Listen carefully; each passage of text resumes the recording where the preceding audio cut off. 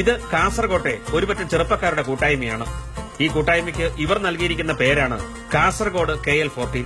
റംസാനിൽ നോമ്പ് ആരംഭിച്ചു കഴിഞ്ഞാൽ ഇവർ സർവ്വതിരക്കുകളും മാറ്റിവെച്ച് സന്നദ്ധ പ്രവർത്തനങ്ങൾക്ക് മുൻഗണന കൊടുക്കുന്നു.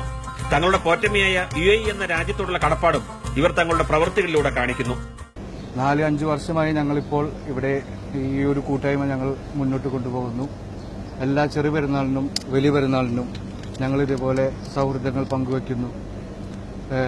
പിന്നെ ഒരു യൂണിറ്റി എന്നുള്ളൊരു നിലയിൽ ഞങ്ങളെല്ലാവരും ഒരുപോലുള്ള വസ്ത്രങ്ങൾ ധരിക്കുന്നു. ഈ വസ്ത്രത്തിന്റെ ഒരു പ്രത്യേകത എന്ന് പറഞ്ഞാൽ ഇത് UAE നമ്മുടെ അന്നം തരുന്ന നാടിനോടുള്ള ഒരു പ്രതീകമായിട്ട് നമ്മൾ കാണിക്കുന്ന ഒരു ആദരവാണ്. 30 ദിവസത്തെ നോമ്പാചരണത്തിന് ശേഷം ഈദ് നമസ്കാരത്തിനായി പരമ്പരാഗത അറബിക് വേഷമായ കന്തൂറ ധരിച്ച് ഇവർ പള്ളിയിലെത്തുന്നു.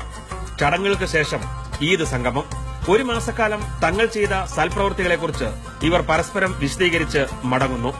കാസർഗോഡ് KL14 എന്ന ഗ്യാങ്ങിന്റെ ഞങ്ങൾ 5 വർഷമായി ഞങ്ങൾ തുടർന്നു വരിക്കുന്ന ഈ സംഗമം ഇന്ന് ഞങ്ങൾ ലോക്കൽ ഇമാറാത്തി കന്തൂറ ധരിച്ചുകൊണ്ട് ഞങ്ങൾ ഇന്ന് എല്ലാവർക്കും ഞങ്ങൾ പെരുന്നാൾ ആശംസകൾ.